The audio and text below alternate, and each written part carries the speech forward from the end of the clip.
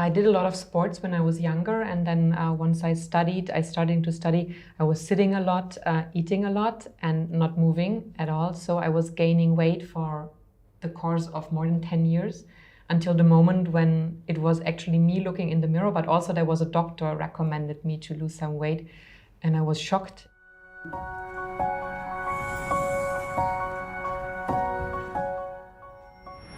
Hello and welcome everybody to another episode of All About Fasting. This is the format where normally I'm asking questions to one of the doctors or the experts of the Buchinger Wilhelmi clinics. And today is kind of a different situation because we so often got the question I was mentioning here and there about my personal weight loss journey. And we got so many questions about it that I decided to ask the doctor who guided me the first time during fasting about my journey, what is important, what role fasting played in my weight loss. And so I have the pleasure to speak to Martien van Houten, who used to be doctor at the Buchinger Wilhelmi Clinic in Überlingen. And welcome. It's amazing to have you here. It's kind of a freestyle flow today, kind of a dialogue, and already looking forward to it. Well, thank you for having me. I'm curious to see what happens. It's some time ago, but let's go. Yes, thank you very much. Brief introduction. My personal weight loss journey started, I would say, more than 10 years ago. I lost almost 20 kilograms in that time frame. And it kind of started with just me feeling uncomfortable when looking in the mirror.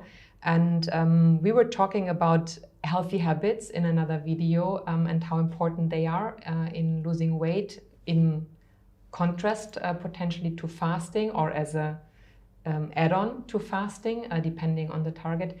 And I shared with you my lab results, and maybe we can start with this, that you can give a bit of a glimpse of how they were before I lost the weight and how you saw then when you first saw me 5 years ago when I did my first fast in the Buchinger Wilhelmi Clinic. Okay, we'll go for the objective side first, and then I'll ask you about your habits. Yes, fine. Perfect. So just to restate, in the clinic we do a lab test at the beginning of the fast. We have also done them at the beginning and at the end, which is sometimes interesting, and certainly the whole study area uses those results. But okay, why do we do a test at the beginning? Just for general information, is because there are some parameters which are important to know that they are healthy. And one of the things that we watch in clinical setting of fasting are the minerals, the salts especially. So that's potassium and sodium. Sodium is kitchen salt, potassium is another salt. They have to do also with water, obviously the kidneys, but they influence everything, including a heartbeat rhythm. And that's one of the things I think everybody should know, that they're in the norm, which you're very likely to be, and you certainly were. So then in the Buchinger, we have the habit of looking at different parameters because it's important. The total blood count, in your case, completely normal. That's to do with hemoglobin and the white cells and the platelets. And the question is whether everything is normal there without you knowing it, that there's something wrong. So that was all fine. And then the liver. Now the liver, we can do a little excursion. The liver, we look at the transaminases. Those are fancy substances that end with a T, gamma GT and GPT, in different languages slightly different, but they are all transaminases. And they show whether the liver is having a hard time or not. I'm going to explain this all really simply, but so that also the patients, because I think that's important, can read their own results. Obviously, you get little brackets with the norm. So the liver function is interesting, and for us as doctors, it's a little window in case there's an alcohol problem, because we might see it there, which is good to know, good to discuss, and certainly improves in fasting. So it's a worthwhile thing to do, especially the gamma GT. So if you're fasting on your own, you might want to check that with your doctor first. Then there is the kidney function and the thyroid function, which were all completely normal in your case. And we look at whether there's infection or not. There wasn't, which is again nice to know. We look at the urine, which is again nice to know. And then there are two topics that we could talk about a bit. One is the sugar question, and the other are these cholesterol, what we used to call the good and the bad. It's not as easy as that, but let's go for the sugar first. So we do 2 parameters. We do the blood sugar level, which is what every diabetic can do every day, and it should be somewhere under 100 in milligrams per deciliter, depending on the units, so you want to watch that, but you were in the norm. One could argue a little bit on the high side, considering that the blood is usually taken when you are haven't eaten, when you are in a fasting mode in the morning. Then we saw that your HbA1c, now that's a fancy one. It's called the glycohemoglobin. It has this funny name, and you might sort of think HB. It has something to do with the red cells because it's a protein, a chemical or an entity which hangs itself onto red cells and which shows whether, I'm going to say, your insulin hasn't been coping.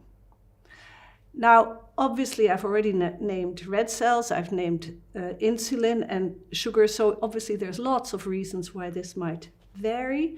In your case, you are, but I am too, interesting, on the high side. Not pathologically high, but 5.5%. I'm often 5.7%. I have been always, as long as I've tested it, which is when I started working at the clinic. People argue everything should be a bit lower, 5.4 or something like that. I don't know. I have found out, or I have seen, that slender people in the morning, which is when the blood is taken, often have a sort of push of sugar because they haven't eaten and the fat is quickly changing into sugars. Now, this is a very simple way of putting things, but I've discussed it with diabetologists, and cortisol probably plays an important stress factor into chronically producing slight elevations of sugar, which have an influence on this glycohemoglobin.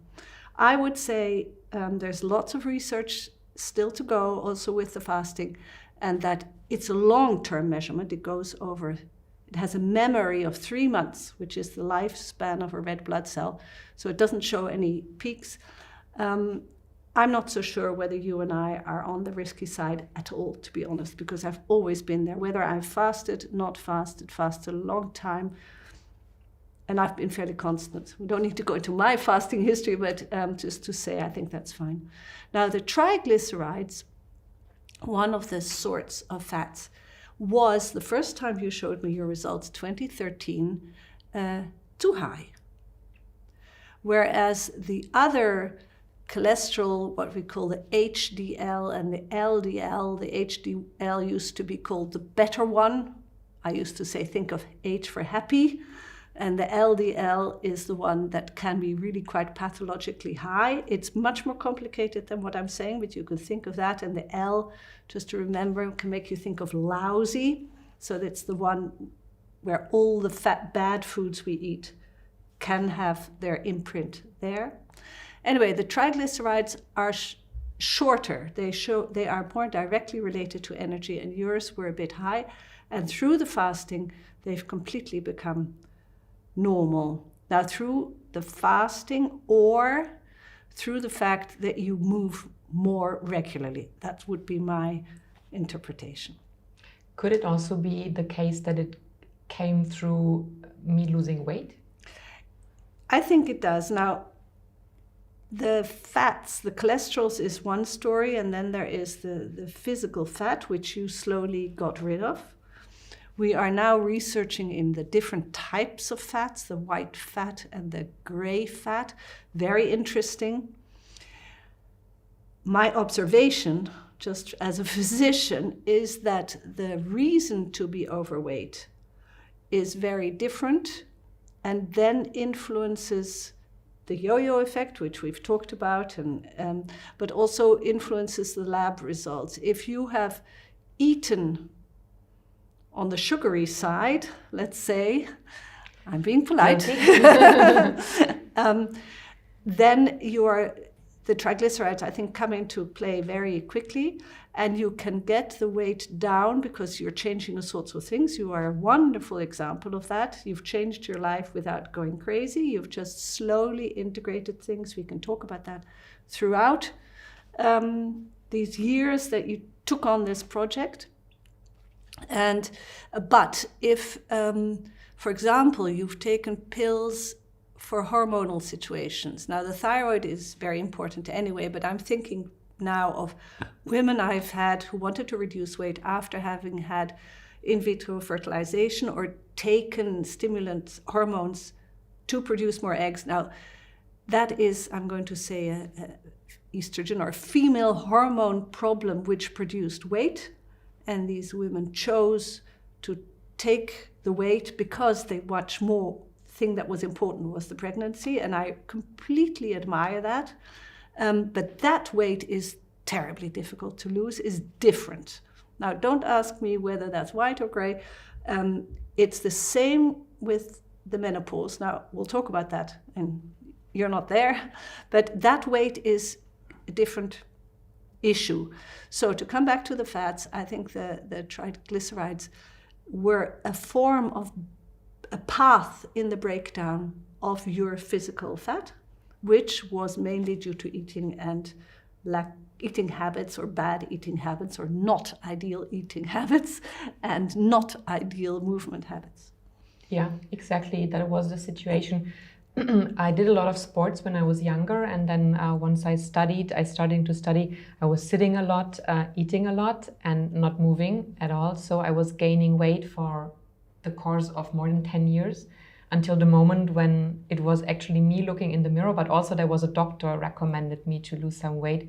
And I was shocked initially because I never felt like I should lose. I always just had the impression it would be like a aesthetic thing, but more personal one. But when the doctor recommended me to lose some weight, that was the moment when I said, okay, now I should really stop. And I knew exactly where the gaining weight was coming from, because I ate quite healthy, but I have very sweet teeth. And so it was then basically that one cake or in the evenings, some chips. And that was how it slowly gained and gained and gained.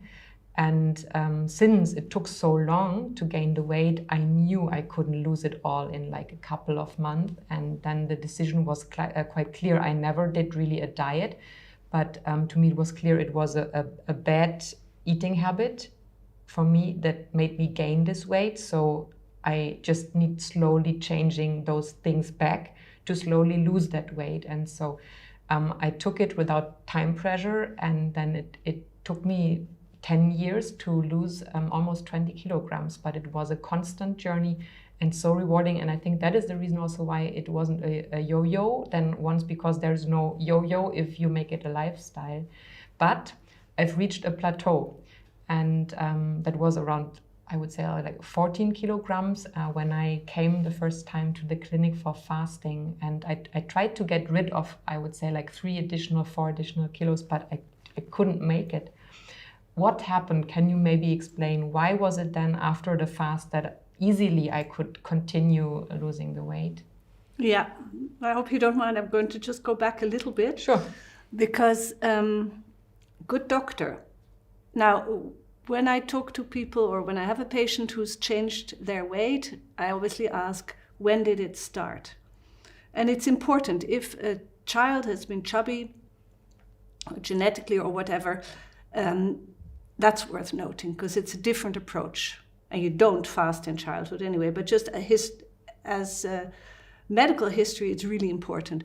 People who say, women who say in puberty, after the menarche, at the start of their periods, they put on uncontrolled weight or became chubby and had never been before, that's important because that make you think of this more difficult type of fat, I'm going to call it. Now, your story is you'd always been moving around and active and everything, but then you changed your lifestyle. And your body didn't, in retrospect, agree with the change in lifestyle. Yeah. And to then say you should move a bit more is probably not very motivating. And yes, you had put on some weight.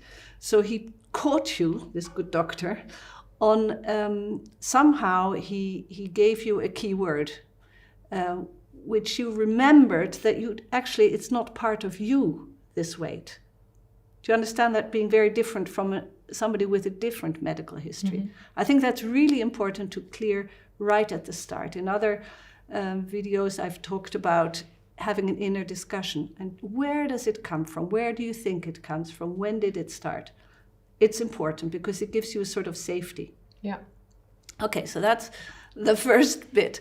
Then you went into fasting, and we're talking about this change. Now, the fasting mode, which is what we call the ketotic mode, so we make when we've finished burning sugars and there's none left to burn, the metabolism, especially the liver, goes into the own fat burning, because we've got plenty of reserves. But we have to talk a different language, you could say. It's not the same mode as sugar burning, it's fat burning. And the liver can do that. And then he has side products, I'm going to call them. And these are these ketone bodies. Now, they're not bodies, they're just biochemistry.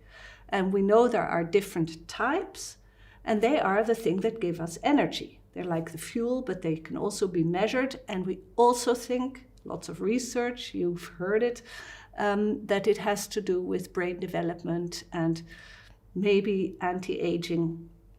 It's not our theme now. But there is a switch.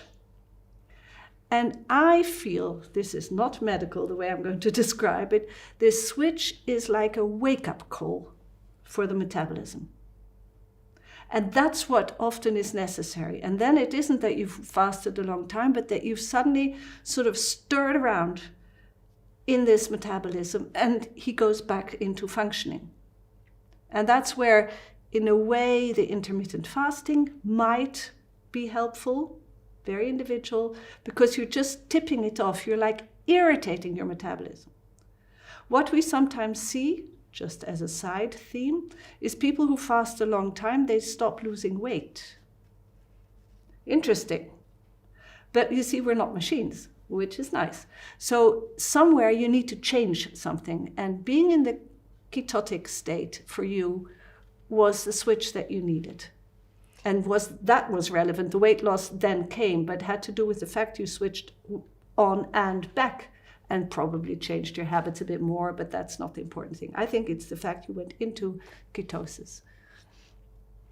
Yeah, that's really interesting. Since you were talking about intermittent fasting, that was part of my schedule, how I arrived in losing like the initial 14, 15 kilograms. Basically, it was intermittent fasting. I never was really good in having breakfast, but that's what advertisement moms keep on telling their kids. You have to have that breakfast because it's the most important meal of the day. And I never really liked it. I was kind of forced, and then it became a habit. And when I just started hearing again on what my body really wants and needs, I figured out basically I don't feel like having breakfast, so I just skipped it. And had my first meal was then lunch, a healthy one, vegetarian. And I stopped drinking so much coffee. I think it wasn't the coffee, but it was the milk and the sugar that I always took. And it wasn't a lot more that slowly but steadily made me lose that weight.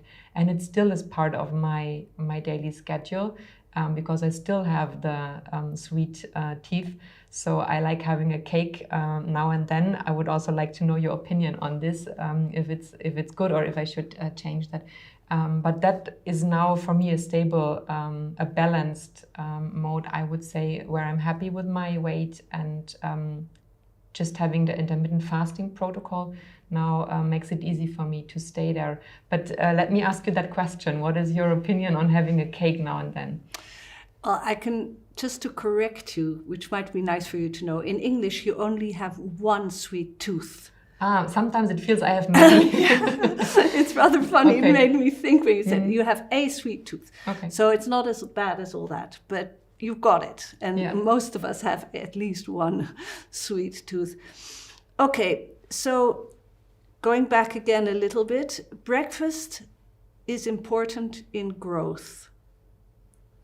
And I think it has many reasons. There's also a social reason, but a child, if you take old-fashioned, has breakfast and runs off or walks to school. Mm. Now, what we do is we get up, we roll out of bed and sit down. I'm exaggerating, and that's what happened in the studying time. Yeah.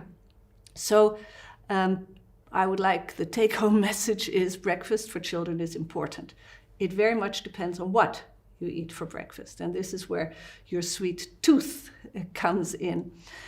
Now, sweetness is imprinted in us from the word go, because mother milk has a sweet taste to it. It's also fat, but it's very nourishing and gives us quick energy and long-term energy. So it's in there somewhere, that tooth. That sweet tooth. And it's something that we have established, most people have established somewhere within their compensation ritual. Have a sweet, and to be sweet, and have a sweet, it's all sweet. So it's a big theme that I think most of us, and it's part of life, it's fine. Mm-hmm. Now, the question is how much and in what form? So I've already once talked about drinking sweet. Now that's rubbish, really. I mean, if we eat it, then we have enough sweet. We don't need to drink sweet. And this is a really big danger. The alcohol and the addiction to alcohol. By the side, I love a glass of wine, but it's a lot of sugar. And, stronger the alcohol, the more sugar, etc. And whether you take beer or alcohol, let's not go there. But it's sweet. And all these pop drinks, and especially all the sweet drinks, and Coca-Cola is just the most dangerous thing. And most people, if you ask how they've developed a real sweet addiction, many have it through Coca-Cola. Even zero, because it's a mimic. So I could go on for hours about that. So drinking sweet is something you shouldn't teach people, and you should watch out yourself. And you had sugar with the coffee because it sort of counterbalances also a bit the acidity and the taste, and some people love it. I'm not so sure about the milk. I'm not so much against milk, but it's the habit of pushing up and then dropping down and then needing to compensate. So it's again a compensatory thing. Now, a piece of cake. I think it's really important that we have ways of compensating and looking after ourselves and rewarding.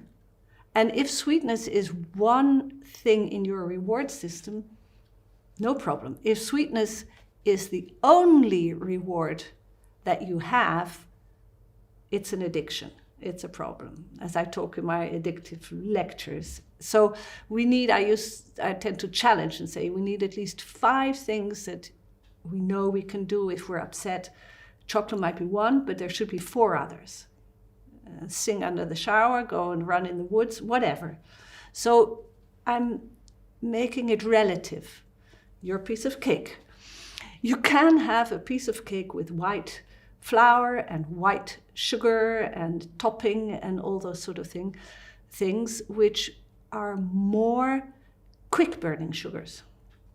And you could also have a nice piece of rhubarb, you told me not so long ago, nice fruit or sweet, but you could have it with whole grain, whatever, and some nuts in it, etc., which would give you the bulk, would give you the sweetness, but might be, now within the cakes it's all very relative, but it's more slow burning.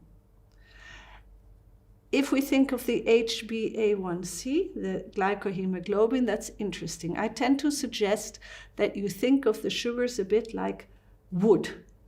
If I make a fire, open fire, with pine wood, I quickly have a flame. And it's warm and it lasts minutes. If I make the same fire and I will get the same number of warmth calories out of it with oak wood, oak is a different density, it's heavier. I burn that piece of wood. I will slowly, won't be very quickly warm, I will slowly get the warmth and it will burn for much longer.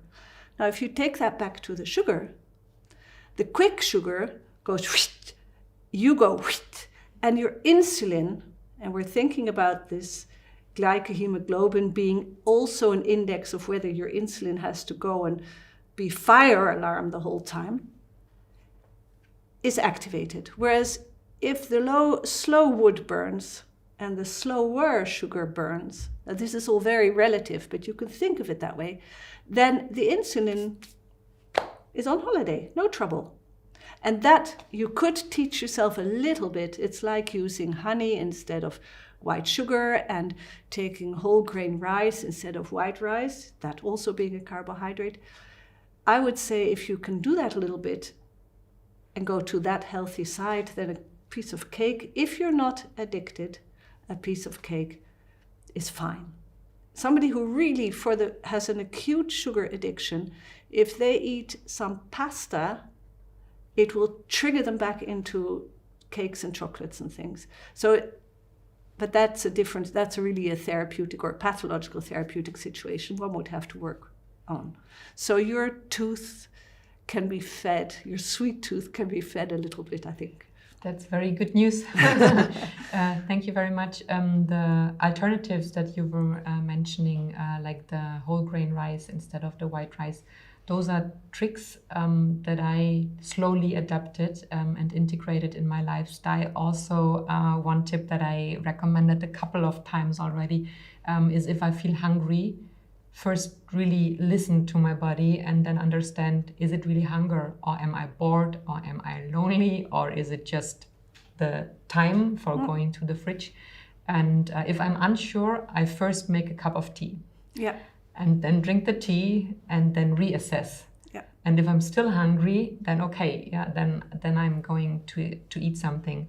Also another tip that I mentioned a couple of times already, part of my routine and my schedule is always having a great variety of nuts, which because in the evening I told you, I like to eat chips, and nuts is going in a similar direction, but so much healthier. And I eat a small handful and then I'm done and satisfied and don't have the cravings for some more.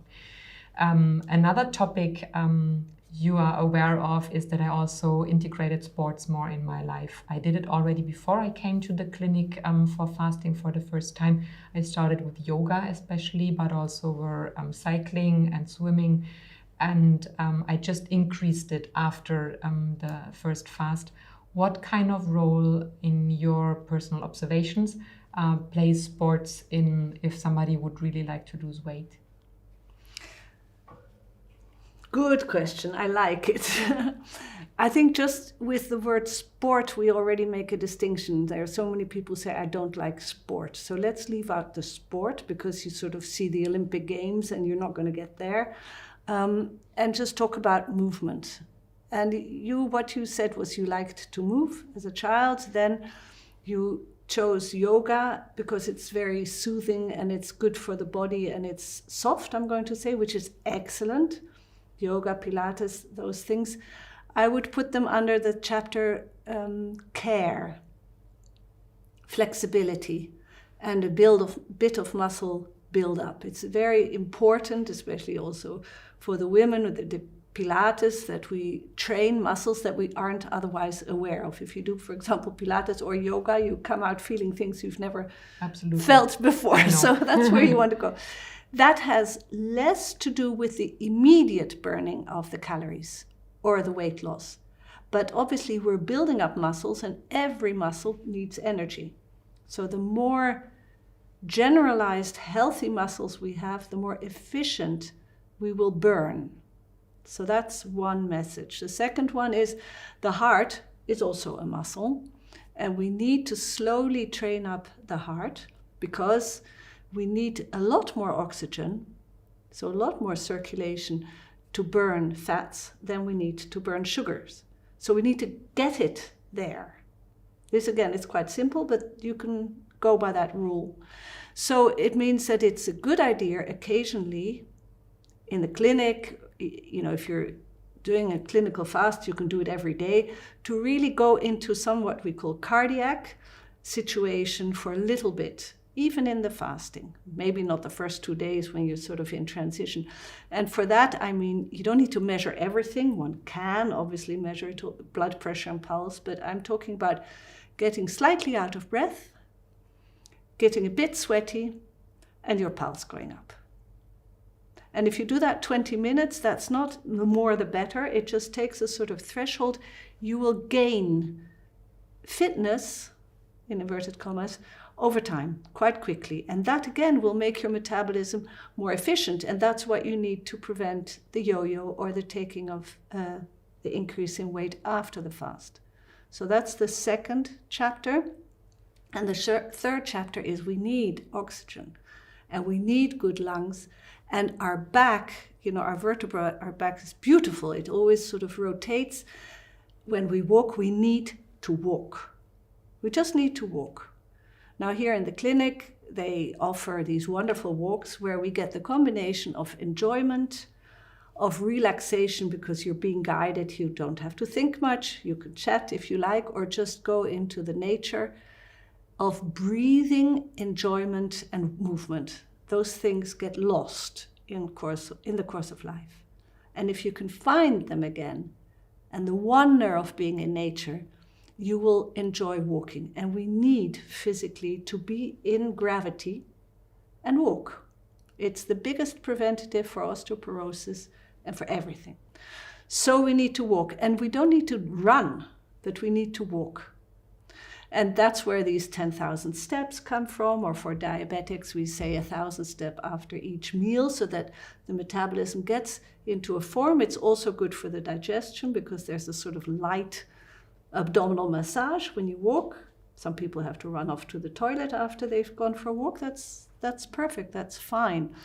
So that's important also in fasting. And what we do here, what you could do in a day, you're happy to do in a week when you're working. If you do something like stretching or whatever twice a week, and if you can do some sort of cardio twice a week, and then really try and walk during the day, be it at midday, around, or that you take the stairs instead of taking the lift, or that you go to the coffee machine 2 higher up and not the one next door, makes an enormous difference, is doable also for office working people, and you will gain the benefits very quickly.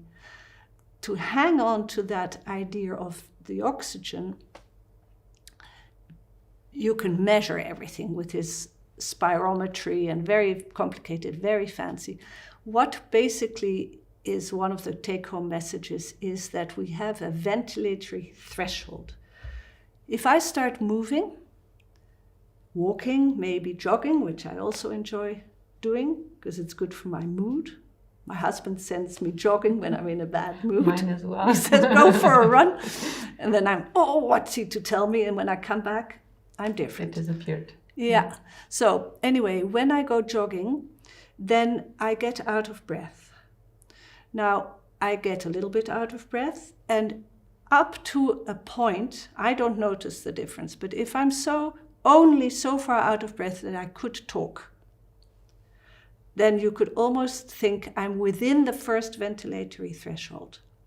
That means I am out of breath because I am trying to get rid of extra carbon dioxide and getting the oxygen in.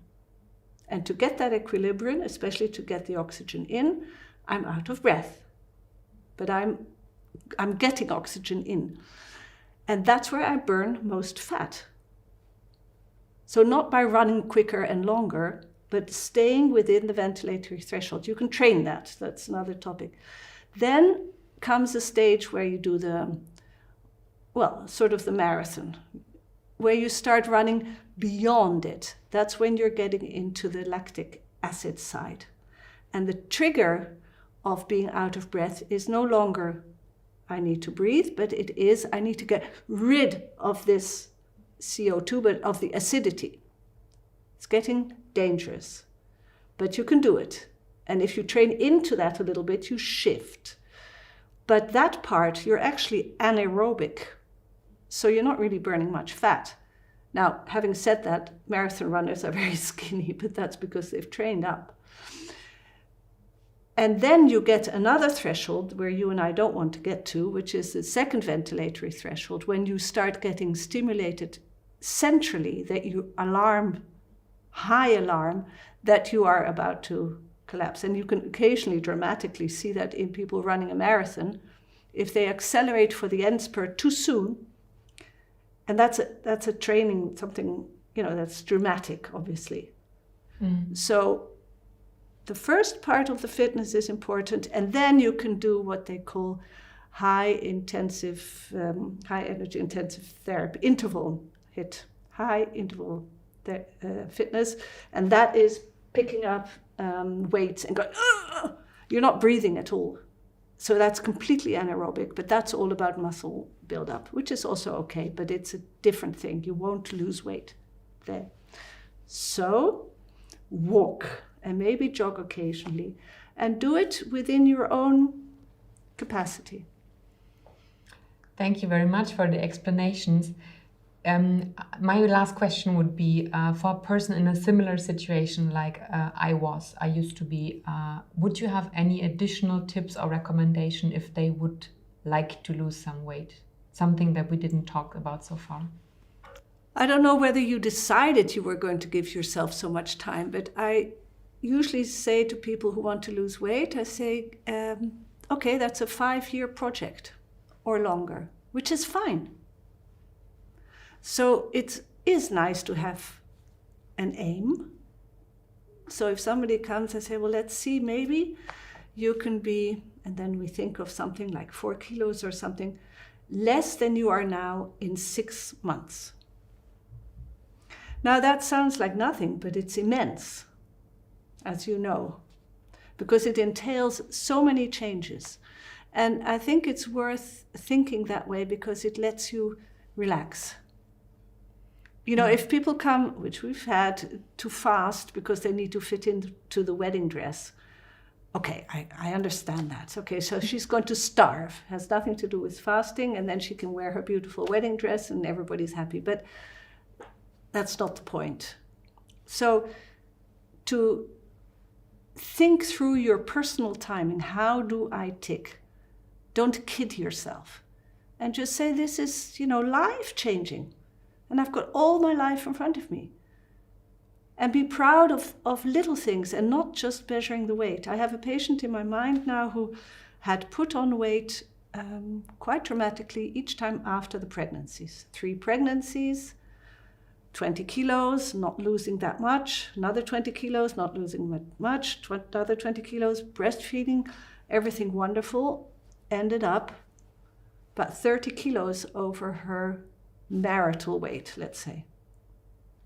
And she wasn't unhappy with it, and her husband wasn't, thank God, unhappy with it, so everything was okay, but she decided this wasn't good enough once the kids were out of the house and things.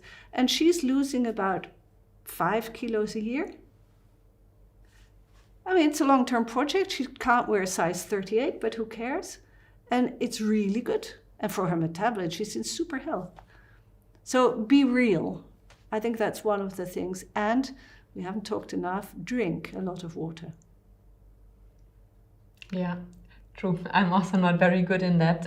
I will do after the talk. There is a sommelier, water sommelier. Mm-hmm. It's a training nowadays. There are so many interesting waters. So. Yeah, right. With the topic of taking it on a long run, that completely de-stressed me because it was then okay if there was a party at a weekend celebration because it wasn't disturbing any short-term goals, but I knew it would be balanced out in the longer run. Yeah. And that made it so easy for me to stick to the healthy habits and not to a short-term diet. So thank you so much. I hope that answered those who asked the questions about my personal story. Some different topic today, quite a different talk. I hope you enjoyed it. If you want more information about fasting, follow our channel. If you have any additional questions, comment below and leave us a like. Thank you, Martine. It was so interesting to talk with you about that topic. And I hope to see everybody soon. Have a nice day and goodbye. Goodbye.